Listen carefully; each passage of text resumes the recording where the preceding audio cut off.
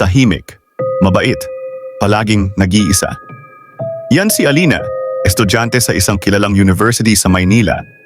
Wala siyang masyadong kaibigan, palaging nagkukulong sa dorm, at tila ba may sariling mundo.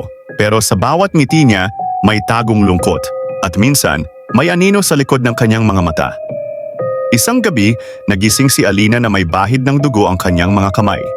Akala niya ay panaginip lang, ngunit sa balita kinabukasan. Isang estudyante natagpo ang patay sa campus rooftop. Puno ng saksak, walang CCTV footage.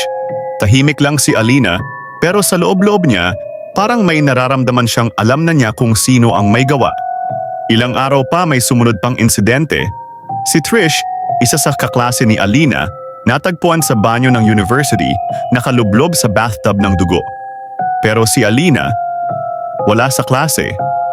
Sabi niya, may sakit daw.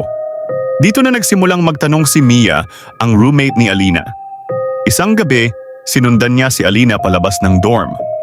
Ang hindi niya alam, hindi na si Alina ang kasama niya. Iba na. Nakangiti ito, pero malamig. Ang mga matay walang kinang at ang boses mas mababa. Parang ibang tao. Hindi na siya ang kausap mo. Bulong ng tinig na boses lalaki pero nasa katawan ng babae. Bago pa makatakbo si Mia, hinimatay siya.